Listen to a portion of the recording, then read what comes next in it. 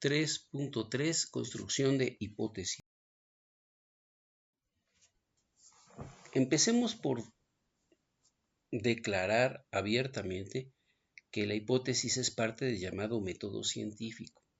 Entonces es un elemento sustancial del proceso de indagación en la ciencia. Entonces hay 5 pasos normalmente en este método científico fundamental: realizar observaciones, formular preguntas, postular hipótesis, que es lo que nos interesa, hacer predicciones y probar esas predicciones con observaciones o experimentos. Ahora, en este método científico de 5 pasos, observación, problema, hipótesis, experimento, resultado y conclusiones, se parece mucho al anterior, pero no es igual. Vamos a reconocer que la investigación comienza cuando la observación, que no está prejuiciada, sugiere preguntas o problemas. Es decir, la misma situación, actualmente se entiende que la realidad misma va a sugerir la problemática o el problema que hay que estudiar. Y los muchachos tienen que reconocerlos. Ante esto que está sucediendo, ¿qué te importa a ti? ¿Qué problema reconoces? El investigador plantea entonces una posible respuesta y a esa se le llama hipótesis. Luego se realizan experimentos para comprobar si la hipótesis concebida es verdadera o no. Hay una verificación de la hipótesis. Entonces, primero en sí misma. Si yo doy las condiciones X, debería suceder R, una respuesta. Y luego, por medio de estas predicciones, llegar a la caracterización del método científico. Entonces, el momento en el que se realiza el experimento y se produce artificialmente las condiciones X, se verifica si sucede Z, el resultado específico. Si el resultado es lo que se predijo, bueno, pues entonces la conclusión H se acepta. Si no, se rechaza. Ahora, esta es una hipótesis normal. Existen también otras formas de manejo de la hipótesis, que es la hipótesis nula. Pero eso es parte de un proceso de investigación científica que en este momento no vamos nosotros a presentar, porque realmente estamos hablando de la ciencia en general y no de un proceso de investigación. Aunque existe y es válido, es importante, básicamente es lo mismo, es otra forma de hacer esto mismo. En ese caso lo que se hace es decir lo contrario y viendo, probando o tratando de comprobar las dos, pues se va a llegar a cuál es el resultado posible. Si ninguna de esas dos funciona, entonces hay algo que se llama hipótesis alternativa. Dejamos eso. Una de las pocas escuelas epistemológicas que han trascendido el ámbito académico y llevan esta cuestión de la verificación de la hipótesis a los procedimientos epistemológicos, digamos, generales de la ciencia, es el falsacionismo de Karl Popper. La idea central es que las hipótesis no pueden ser verificadas, en el sentido que no se pueden determinar definitivamente si son verdaderas, pero sí se puede saber si son falsas. Es decir, lo que distingue las verdaderas teorías científicas de las que no lo son, es la posibilidad de imaginar situaciones que convierten en falsa la teoría evaluada. De alguna manera, pues esto ya tendrá que ver con lo que decíamos antes de esas investigaciones, digamos, nulas.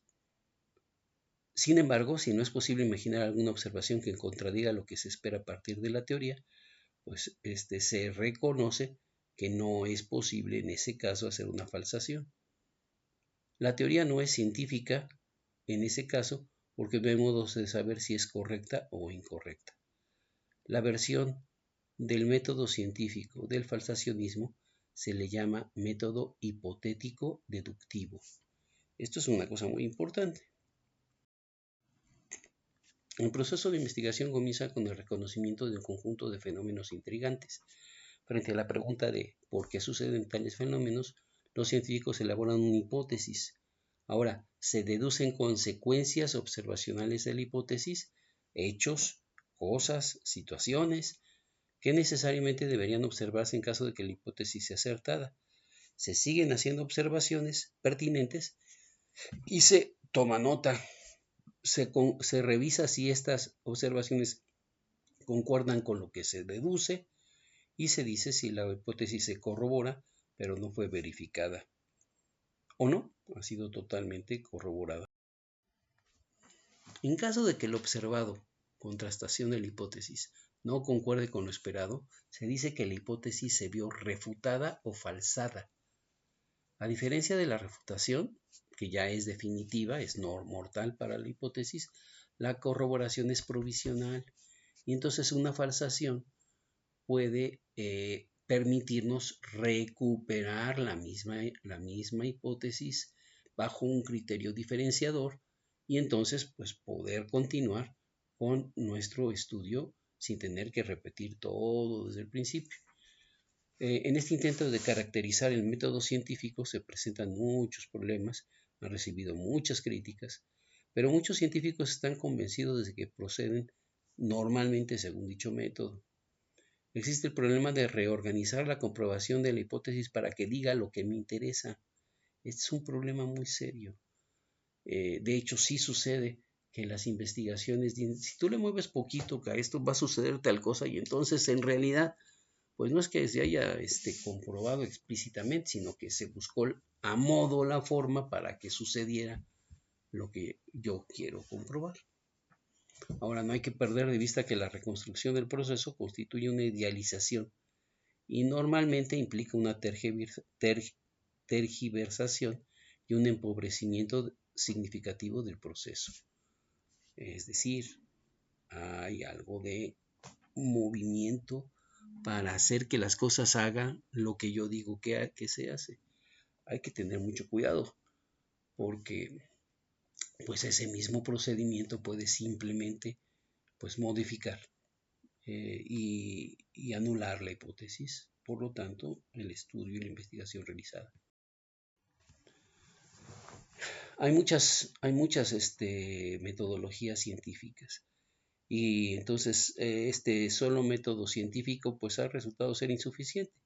Por lo tanto, hay diferentes metodologías para atender los problemas. Pueden ser métodos deductivos o inductivos. Aquí tenemos la visión de Platón o de Aristóteles. Tenemos análisis y síntesis.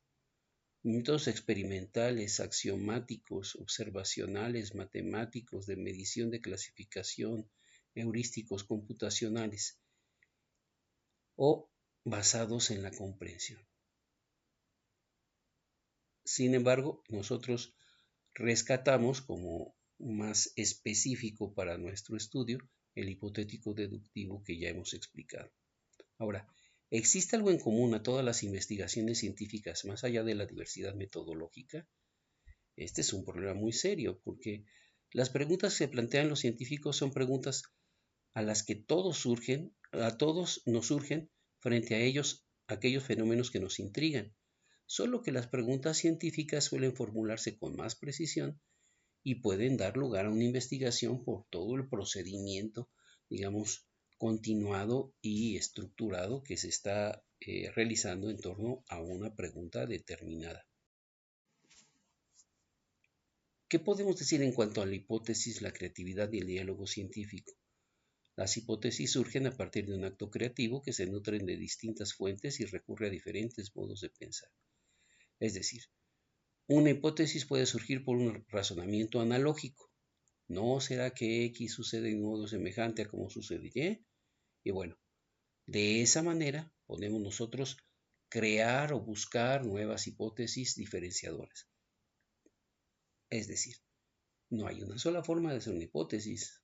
La creatividad es sumamente importante.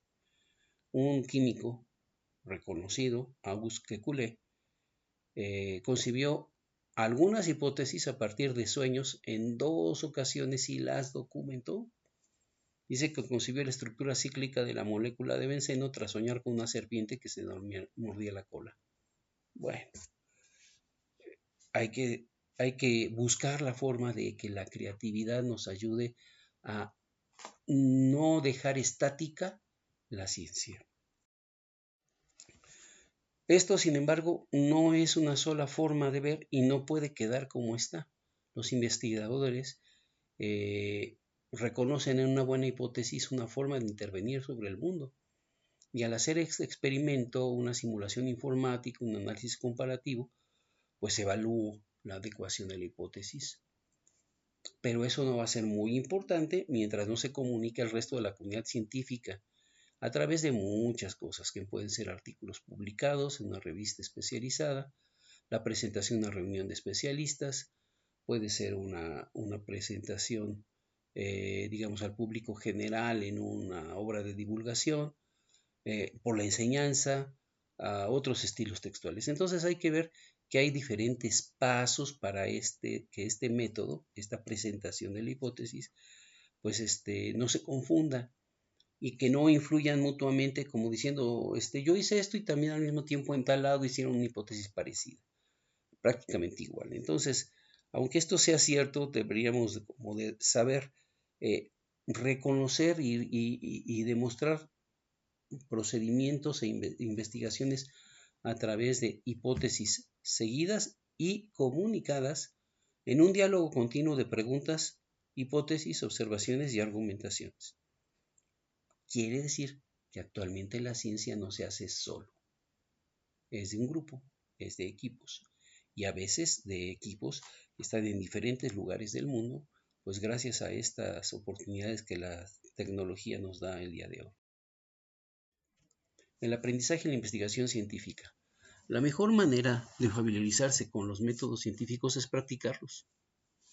Las diferencias radican en la forma de abordar estas cuestiones en clase, pues son más globales y se diseñan actividades que ya están como predeterminadas y se sacan resultados pues muy parecidos. Si no suceden, pues también se determina por qué no funcionó. Entonces las destrezas experimentales no basta con incluirlas entre los objetivos. No se aprende a interpretar muestras con un microscopio o a utilizar adecuadamente el termómetro o a identificar plantas con claves o a comprender un corte geológico sin dedicar tiempo a la práctica. Es decir, tenemos que saberle utilizar la herramienta que tenemos entre manos. Si una definición de los procedimientos es una secuencia de acciones orientadas a la consecución de una meta, pues estas acciones no son innatas ni surgen por casualidad, hay que aprenderlas. El aprendizaje de modelos y formas en el conocimiento científico. Pues hay algunos principios actuales para entender la ciencia. El método de la ciencia no es único. La observación de hechos y fenómenos depende de la teoría puesta en juego. Las teorías tienen un valor predictivo, nos van a decir más o menos por dónde puede ir un resultado. El conocimiento científico es contextualizado, tanto social como históricamente. Hay un lugar específico y hay un momento. El trabajo científico pasa por una fase de comunicación, análisis crítico, comprobación y consenso, y hay que reconocer abiertamente que la ciencia no es neutral, no es totalmente objetiva, no es infalible. Y por lo tanto, pues hay que entrar a conocerla según todas las posibilidades que tiene. En este sentido, hay una enseñanza-aprendizaje de las ciencias. Como las metodologías son múltiples, pues se deben de elaborar diseños experimentales, planteo de problemas, exploraciones y anticipaciones como procedimientos para poder resolver un problema determinado. La explicitación de los saberes que van a orientar a la observación de hechos, debe de haber trabajos grupales que permitan la construcción de esos conocimientos mediante intercambios, confrontaciones y consensos. Tenemos que tomar en cuenta tanto la historia como la sociología de la ciencia y tenemos que ver los resultados esperados de una experiencia. Para eso, se registra y se difunden las hipótesis, se experimenta, se llegan a resultados y se expresan por medio de lenguajes orales y escritos en forma apropiada. La enseñanza no es neutral y se consideran los errores para la generación de nuevas hipótesis. Es decir, es tan importante lo que yo dije y lo que yo hice y que salió bien, como lo que no salió, porque tanto uno como el otro nos dan un aprendizaje.